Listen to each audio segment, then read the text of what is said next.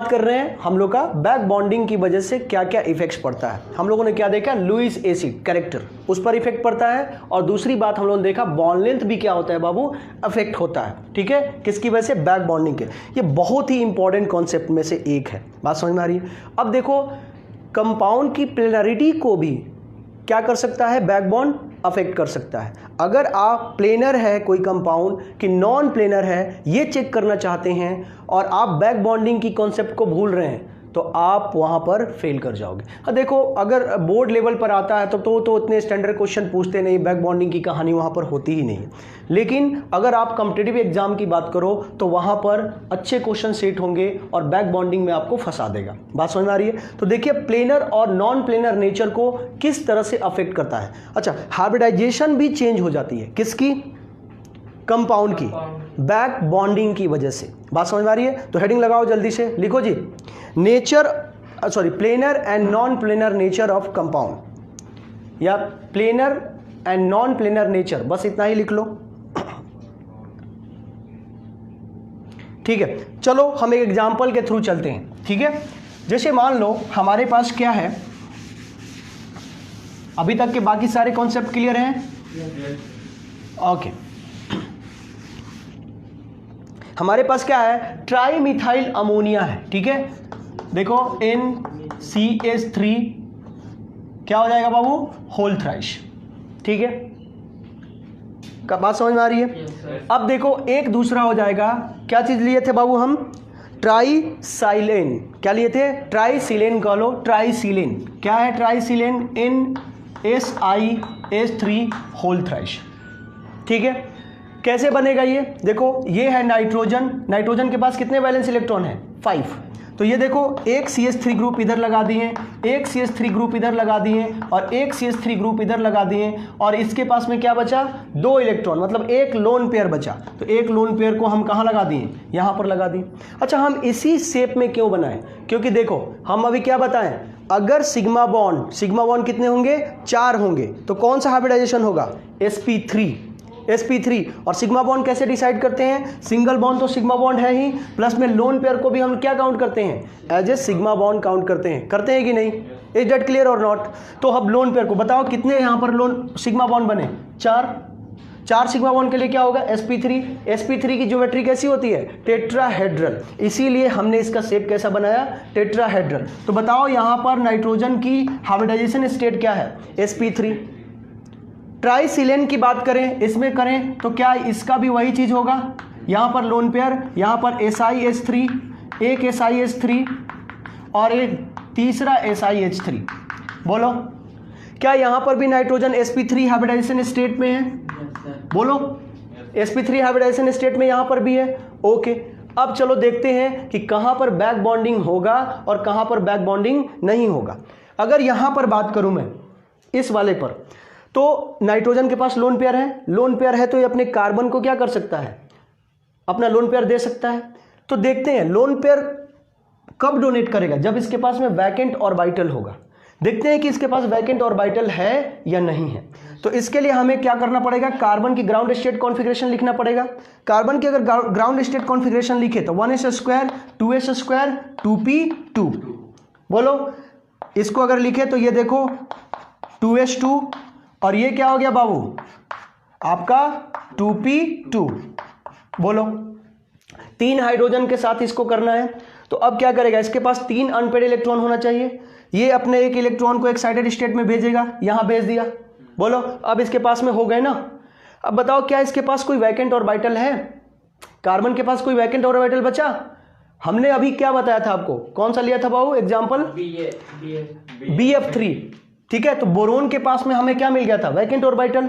इसीलिए फ्लोरीन जो है अपना लोन पेयर उसके वैकेंट ऑर्बिटल में क्या कर दिया था, डोनेट कर दिया था। लेकिन कार्बन के पास तो वैकेंट ऑर्बिटल है ही नहीं भाई, इलेक्ट्रॉन रखेगा कहां, ऑर्बिटल घर है इनका, तो ये ऑर्बिटल इसके पास नहीं है वैकेंट ऑर्बिटल, इसलिए यहां पर क्या होगा, नो बैक बॉन्ड। अगर बैक बॉन्ड नहीं होगा, अब मैंने क्या कहा आपको, जितना ज्यादा बैक बॉन्ड होगा उसको स्टेबिलिटी उतना ही ज़्यादा मिलेगी। पूरी केमिस्ट्री में आपको सबसे ज़्यादा किससे स्टेबिलिटी मिलती है बाबू? बैक बॉन्डिंग से। ये भी कहा कैटलिस्ट वगैरह की कुछ कहानी ऑर्गेनिक में होती है, वो डेप्थ चीज़ें नहीं हो तो जनरली किससे मिलती है? बैक बॉन्डिंग से। उसके बाद किससे मिलती है? रेजोनेंस से मिलती है। बाकी हमारे साथ पास है plus I effect, inductive effect, mesomeric effect, no bond resonance जिसको हाइपर कंजुगेशन हम लोग कहते हैं, और भी बहुत तरह की चीज़ें, जैसे एरोमेटिक कंपाउंड भी स्टेबल होते हैं, पाई बॉन्ड की डीलोकेलाइजेशन होता है। बात समझ में आ रही है? चलिए 4n+2 हकल्स रूल को फॉलो करना चाहिए, ठीक है। तो नो बैक बॉन्ड। यहां देखिए अगर सिलिकॉन का मैं लिखूं तो सिलिकॉन के लिए क्या लिखेंगे? 1s², 2s², electronic configuration 2p6, 3s² और देख बाबू 3p2, 14 होता है ना सिलिकॉन का। तो यहां पर देखो ये p में चला गया, मतलब इसके पास में 3 में p में गया तो 3d भी होगा इसके पास। इसके पास देखो 2p के बाद अब सेकेंड एनर्जी में 2p तक ही है, 2d नहीं होता है उसमें, लेकिन देखो यहां पर क्या है? 3d भी आएगा। और 3d इसका नो डाउट p इसके पास वैकेंट नहीं है, p कोई वैकेंट ऑर्बिटल नहीं मिलेगा आपको, लेकिन 3d इसके पास में वैकेंट है। बोलो कहानी समझ में आ रही है? तो अब ये क्या करेगा? इसके पास वैकेंट ऑर्बिटल है तो ये अपना नाइट्रोजन अपना लोन पेयर क्या करेगा? सिलिकॉन के वैकेंट ऑर्बिटल में ट्रांसफर करेगा। तो यहां पर क्या हो गई? बैक बॉन्ड हो गई। बात समझ में आ रही है? अब जैसे ही यहां पर बैक बॉन्ड कर दिया तो अब बताओ गुप्त दान का कोई कहानी है? कहीं कोई पता चलता है गुप्त दान हुआ? ये जो लोन पेयर अपना दिया इसके वैकेंट ऑर्बिटल में, वो क्या है? गुप्त दान है, वो कोई बॉन्ड फॉर्मेशन में काम नहीं आएगा भाई साहब। तो ये जब ले लिया यहां पर, तो अब बताओ ये लोन पेयर तो गायब, इसको दे दिया। अब जब लोन पेयर गायब हो गया तो अब मुझे एक बार बताइए कितने सिग्मा बॉन्ड है अब इसके पास? सिर्फ 3 सिग्मा बॉन्ड SI यहां पर 3 सिग्मा बॉन्ड है, मतलब इसकी हाइब्रिडाइजेशन स्टेट क्या हो जाएगी? I'm sorry, sp2 हो जाएगा। सॉरी, sp2 हो जाएगा। देखो यहां बैक बॉन्ड नहीं हुआ, हाइब्रिडाइजेशन sp3 है, और यहां पर बैक बॉन्ड की पहले भी sp3 था, लेकिन ड्यू टू बैक बॉन्डिंग इसकी हाइब्रिडाइजेशन स्टेट क्या हो गई? चेंज हो गई। तो बैक बॉन्डिंग की वजह से देख लो हाइब्रिडाइजेशन स्टेट भी क्या हो जाती है? चेंज हो जाती है। कहानी नंबर 1। कहानी नंबर 2, यहां पर sp3 अगर इसका हाइब्रिडाइजेशन स्टेट था तो इसकी ज्योमेट्री क्या होगी? टेट्राहेड्रल। टेट्राहेड्रल कैसा है? प्लेनर या नॉन प्लेनर? नॉन प्लेनर है, एक प्लेन में सारे नहीं एग्जिस्ट कर रहे हैं। लेकिन ये देखो sp2 होते ही ट्राइगोनल प्लेनर हो गया कि नहीं हो गया? एक ही प्लेन में आ जाएगा। मतलब ये कंपाउंड बैक बॉन्डिंग होने से पहले कैसा था? नॉन प्लेनर था। कैसा था? नॉन प्लेनर था। लेकिन आफ्टर बैक बॉन्डिंग क्या हो गया? ये प्लेनर हो गया। तो देख लो बैक बॉन्डिंग की वजह से क्या हो सकती है बाबू? बैक बॉन्डिंग की वजह से आपकी प्लेनरिटी भी चेंज हो सकती है और हाइब्रिडाइजेशन भी चेंज हो सकता है, ज्योमेट्री तो होगी ही होगी। तो ये कॉन्सेप्ट है प्लेनर और नॉन प्लेनर की। और देखते हैं कि बैक बॉन्डिंग की वजह से और क्या क्या कहानियां हो सकती है। स्टेबिलिटी की बात करते हैं, ठीक है? किसकी बात करते हैं? स्टेबिलिटी की बात करते हैं। आइए नेक्स्ट हेडिंग लगाइए, स्टेबिलिटी। ये सारी कहानी बैक बॉन्डिंग की वजह से होगा। क्या हो बाबू? स्टेबिलिटी। क्या कॉपी करना था क्या? ओ अच्छा ठीक है, देख लीजिएगा स्टेबिलिटी, ठीक है। स्टेबिलिटी ऑर्डर, ठीक है, ऑफ कार्बीन। क्या लिखेंगे? हेडिंग लगाइए, stability order of carbene. Carbene क्या होता है? देखो कार्बोकेटाइन की फॉर्मेशन होती थी। कार्बोकेटाइन की फॉर्मेशन में क्या होता था बाबू? कार्बन के ऊपर प्लस चार्ज, ठीक है। जब कोई इलेक्ट्रॉन डोनेट करता है तो उस पर क्या जाता है? कार्बोकेटाइन की फॉर्मेशन लेता है तो एनायन की फॉर्मेशन हो जाती है। तो कार्बीन कैसे दिखते हैं, इनकी शक्ल कैसी होती है? तो भाई साहब ये है इनका शक्ल, दिस इज अ कार्बीन। बात समझ में आ रही है? अच्छा एक बार बताओ, लोन पेयर है, एक कंपाउंड के ऊपर लोन पेयर है और इलेक्ट्रॉन पेयर है, कौन इजीली ट्रांसफर हो सकता है? इलेक्ट्रॉन पेयर, क्योंकि लोन पेयर क्या है? उसके न्यूक्लियस के साथ अट्रैक्टेड है, कोर इलेक्ट्रॉन है, ठीक है। CH2 है, एक क्या ले लूं बाबू? CCl2 ले लो, CCl2 ले लो, और एक ले लो CF2, ठीक है। ये क्या है बाबू? कार्बीन से। अब हमें बताना है कि इनमें किसकी स्टेबिलिटी, किस कार्बन की स्टेबिलिटी ज़्यादा है, और हम कौन सी कॉन्सेप्ट लगाएंगे, बैक बॉन्ड की कॉन्सेप्ट लगाएंगे, बैक बॉन्डिंग देखेंगे, उसके थ्रू चेक करेंगे। और आपको ये कॉन्सेप्ट नहीं आती है तो आप सही से नहीं दे पाओगे। ये एम्स का क्वेश्चन है, नहीं सॉरी, ये आईआईटी का था कि एम्स वाला था, आईआईटी का था। ओके चलो यहां पर देख लो कैसे होगा। सबसे पहले सुनो भाई साहब, देखिए तो सही, पहले देख लीजिए, ठीक है। अब देखो ये कार्बन है, बताओ यहां कार्बन के पास में वैकेंट ऑर्बिटल है कि नहीं? ऑफ कोर्स है। कैसे देखो, 1s square 2s square 2p2, तो ये हो गया देखो 2s, क्या हो गया ये 2s स्क्वायर। और देखो 2p की बात करें, 3 ऑर्बिटल्स है p में, कौन कौन से, px py और pz। जरूरी नहीं कि यहीं px हो, ये py भी हो सकता है, ठीक है। तो अब देखो 2p में मतलब p में कितने हैं, 2 है कि नहीं है, तो साफ साफ बना दूं, ये है 2p2। अब बताओ क्या इसको एक्साइटेड स्टेट में ले जाने की जरूरत है?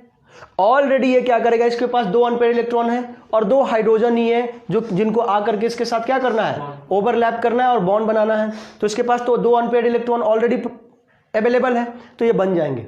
तो इसके पास देखिए एक p ऑर्बिटल क्या है, वैकेंट है कि नहीं है। मतलब ये क्या करेगा, अगर ये सेंट्रल एटम है तो requisite number of vacant orbital provide करेगा, ठीक है। तो ये देखिए कर दिया, इसके पास मतलब क्या है बाबू, हम ऐसे बनाए यहां पर, तो C, इसके पास एक वैकेंट p ऑर्बिटल है। अब देखो यहां हाइड्रोजन, क्या हाइड्रोजन के पास में इलेक्ट्रॉन पेयर, लोन पेयर जैसी चीज कुछ है जो कि ये बैक बॉन्ड कर सके इसके वैकेंट ऑर्बिटल में? नहीं है ना, एक ही तो इलेक्ट्रॉन होता है भाई साहब, वो कहां से इसको ट्रांसफर कर पाएगा, नहीं कर पाएगा। अब हम कहानी देखते हैं CCl2 का और CF2 का, कहानी समझ में आ रही है। अब देखिए C के पास हम देख लिए कि 2 क्लोरीन है, तो इसके पास एक क्या होगा, वैकेंट ऑर्बिटल है, कहानी समझ में आ रही है। अब देखिए यहां पर Cl, अब Cl यहां पर एक ही Cl लेके चल रहे हैं, यहां पर Cl है तो Cl के पास में 3 लोन पेयर हैं। कितने बाबू लोन पेयर हैं, 3 लोन पेयर हैं। और ये क्या कर सकता है, इसके वैकेंट ऑर्बिटल में इलेक्ट्रॉन सप्लाई कर सकता है ना। अब देखो क्या होगा, कार्बन का जो है ये वैकेंट ऑर्बिटल कौन सा है, 2p है, बोलो। और क्लोरीन का क्या है, कहां पर वो लोन पेयर बैठा हुआ है, देख लो लिख कर करके, 1s स्क्वायर 2s 17 होता है ना, 2s square 2p6 3s square और बाबू 3p5। मतलब यहां पर किस किस के बीच में हो रहा है, 2p और 3p के बीच में ओवरलैपिंग होगा। तो ये है 2p और ये क्या है बाबू, 3p। अरे बोलो समझ में आ रहा है, ये क्या है 2p और ये 3p। मतलब यहां पर जो बैक बॉन्डिंग हो रही है 2p और 3p के बीच, ठीक है। अब फ्लोरीन वाला केस देखो, इधर वाला मिटा देता हूं। अब फ्लोरीन वाला केस देखो, देखो C अभी भी इसके पास अब क्या है, वैकेंट ऑर्बिटल, और देखो फ्लोरीन के पास में भी क्या है, लोन पेयर है, बोलो। अब जरा फ्लोरीन का लिख करके देखो, फ्लोरीन का क्या लिखोगे, 1s square 2s square 2p5। बात समझ में आ रही है। अब बताओ ये जो लोन पेयर ट्रांसफर करेगा कार्बन के p ऑर्बिटल में, वैकेंट ऑर्बिटल में, कार्बन के p वैकेंट ऑर्बिटल में, तो बताओ क्या होगा यहां पर, जो यहां पर होगा 2p होगा। बात समझ में आ रही है। अब बताइए बैक बॉन्डिंग जितना ज्यादा होगा उसकी स्टेबिलिटी क्या होगी, उतनी ज्यादा बढ़ेगी। अब आप लोग कह सकते हो कि सर कार्बीन के पास तो इलेक्ट्रॉन है और ये क्लोरीन भी इलेक्ट्रॉन ट्रांसफर कर रहा है, तब तो like charges repel to each other, कहानी समझ में आ रही है, like charges repel to each other, तब तो ये रिपेल करना शुरू कर देगा। तो भाई साहब एक चीज देखिए, यहां पर क्या है, कार्बन H और ये देखिए इसका ये कितने इलेक्ट्रॉन हुए, 6 इलेक्ट्रॉन हुए, 2 2 4 2 6, 8 electron according to Lewis octet rule, जानते हैं ना, 8 इलेक्ट्रॉन होगा तो स्टेबल माना जाता है। हालांकि ये गलत कॉन्सेप्ट है ना, क्या 8 से ज्यादा होने पर भी इलेक्ट्रॉन वो स्टेबल होता है और कम होने पर भी क्या होता है, स्टेबल होता है। लेकिन ये क्या है, इलेक्ट्रॉन डेफिशिएंट है, इसके पास 8 इलेक्ट्रॉन होने चाहिए थे, इसीलिए ये क्या कर रहा है, इसको ले रहा है। खैर एनीवे, अब देखिए यहां पर क्या हो जाएगा कि यहां पर इलेक्ट्रॉन कहां से कहां आ रहा है, मतलब कि ये लोन पेयर 2p से 2p, सॉरी क्लोरीन वाला है ना, 3p से 2p में आ रहा है, बोलो। और यहां पर 2p से 2p में आ रहा है। कहां पर बैक बॉन्ड होने का रेट ज्यादा है, 3p से 2p या 2p से 2p? 2p से 2p। एनर्जी गैपिंग जितना कम होगा उतना जल्दी बैक बॉन्डिंग होगा। एनर्जी गैपिंग जितना ज्यादा होगा बैक बॉन्डिंग की रेट क्या होगी बाबू, उतना कम होगा। तो बैक बॉन्डिंग से तो इलेक्ट्रॉन मिल रहा है, इसलिए इसको स्टेबिलिटी मिल रही है। तो सबसे ज्यादा स्टेबल कौन होगा बाबू? यहां बैक बॉन्डिंग, देखो बैक बॉन्डिंग दोनों में हो रहा है, लेकिन अगर कंपेयर करना है तो सबसे ज्यादा फास्ट कहां पर बैक बॉन्डिंग होगा? CF में। तो यहां पर भाई साहब CF2 कार्बिन जो है वो सबसे ज्यादा स्टेबल होगा। फिर CCl2 कार्बिन जो है वो होगा, और इसको तो कोई मिल ही नहीं रहा है, तो इसको हम लोग क्या करेंगे बाबू? CH2 लास्ट में डाल देंगे। इज दैट क्लियर और नॉट? बोलो। ओके, बहुत बढ़िया, बहुत अच्छा लगा। अब देखो हम बैक बॉन्डिंग से क्या कर सकते हैं, एसिडिक स्ट्रेंथ को भी पता कर सकते हैं। क्या पता कर सकते हैं? एसिडिक स्ट्रेंथ को भी पता कर सकते हैं। करें एसिडिक स्ट्रेंथ को पता? क्या हुआ? चलो अब हम लेते हैं कंपाउंड CHCl3। हेडिंग लगा लो, एसिडिक स्ट्रेंथ ऑफ सी। ये क्वेश्चन से ही समझा देते हैं।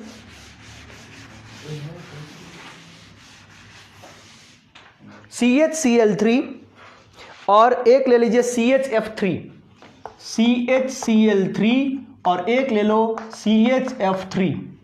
देखो एसिडिक स्ट्रेंथ, एसिड क्या होते हैं बाबू? आपने पढ़ा होगा ब्रोंस्टेड एसिड, पढ़े हो? अर्हेनियस, याद आ रहा है? छोड़ो, उतना उलझाना नहीं है, ठीक है। हाँ, अभी सुनो, एसिड वो होते हैं जो H+ प्रोवाइड करते हैं। H+ का मतलब क्या? ठोक बजा के हाइड्रोजन से किसी ने इलेक्ट्रॉन ले लिया है, H+ निकालो। तो एसिडिक स्ट्रेंथ देखने के लिए सबसे पहले क्या करो, जिस कंपाउंड के एसिडिक स्ट्रेंथ की बात कर रहा है उससे हाइड्रोजन को रिमूव करो। तो देखो CHCl3 की बात करो, अरे बोलो, समझ में आ रहा है? Yes sir. तो CHCl3 की बात करो, यहां से H+ बाहर निकालो। H+, सुनो बाबू प्लीज, H+ बाहर निकालने का मतलब क्या है? H अपना इलेक्ट्रॉन दे के जा रहा है। अरे बोलो, समझ में आ रहा है? जब H अपना इलेक्ट्रॉन दे के जाएगा तो बताओ ये किस फॉर्म में चेंज हो जाएगा? क्लियर करना, Cl3। अरे समझ में आया कैसे ये हुआ?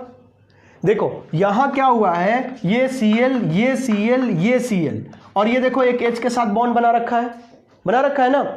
अब देखो यहां पर क्या होगा, अगर H+ के फॉर्म में बाहर निकलेगा, मतलब अपना इलेक्ट्रॉन, अरे ध्यान दो इधर, अपना इलेक्ट्रॉन, कॉल आ रहा है? नहीं सर। तो फिर अपना इलेक्ट्रॉन क्या करेंगे बाबू? ये दे करके जाएगा। अगर ये अपना इलेक्ट्रॉन दे के जाएगा तो बताओ, एक तो इलेक्ट्रॉन कार्बन ने लगाया था और एक इलेक्ट्रॉन इस हाइड्रोजन ने लगाया था, तो एक इलेक्ट्रॉन यहां कार्बन का है और एक इलेक्ट्रॉन किसका है? हाइड्रोजन का है। बोलो भाई साहब, समझ में आ रहा है? तो यहां पर यही चीज हुआ, ये बन गया इस फॉर्म में। अब देखो हम CHF3 की बात करेंगे। किसकी बात करेंगे? CHF3 की बात करेंगे। तो ये रहा आपके पास में CHF3। बोलो।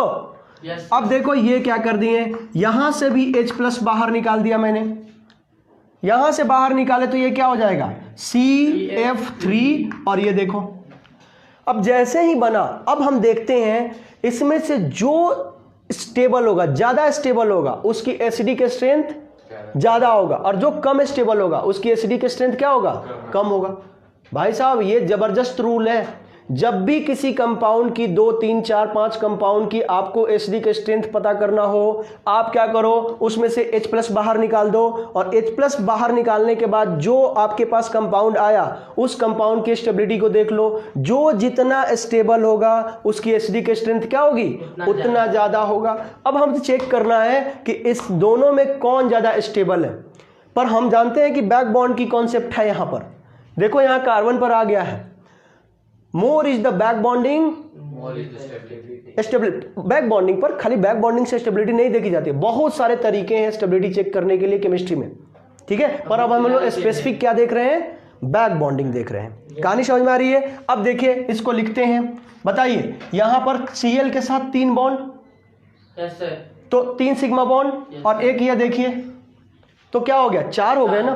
तो मतलब कि टेट्राहेड्रल जैसा चीज हम बनाएंगे। तो बताइए यहां पर रख दूं इसको ऐसे लोन अच्छा लोन पेयर है नहीं है, क्योंकि लोन पेयर में आप लोग जानते हैं ना क्या होता है, दोनों का होना चाहिए, मतलब दोनों जो इलेक्ट्रॉन है ना वो कार्बन का होना चाहिए, लेकिन यहां देखो एक लूटा हुआ इलेक्ट्रॉन है।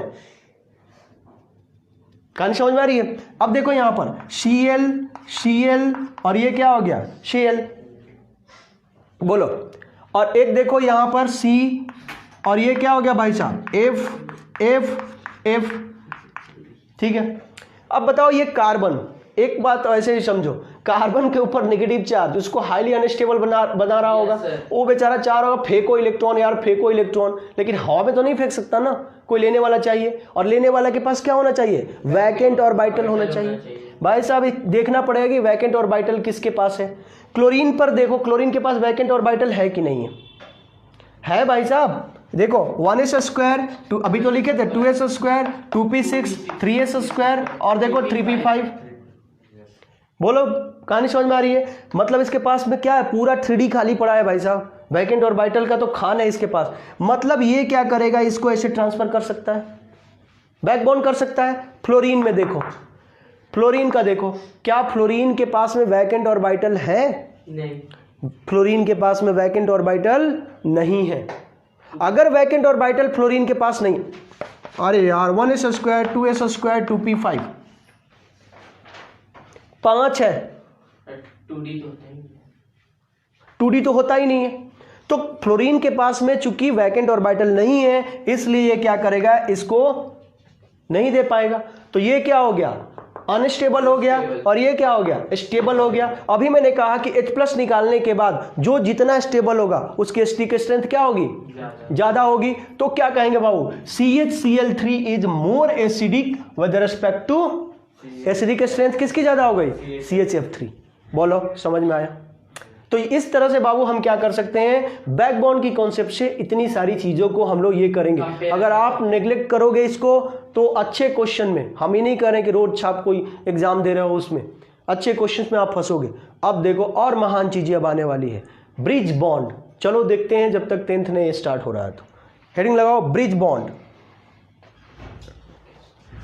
क्या हो बाबू, ब्रिज बॉन्ड।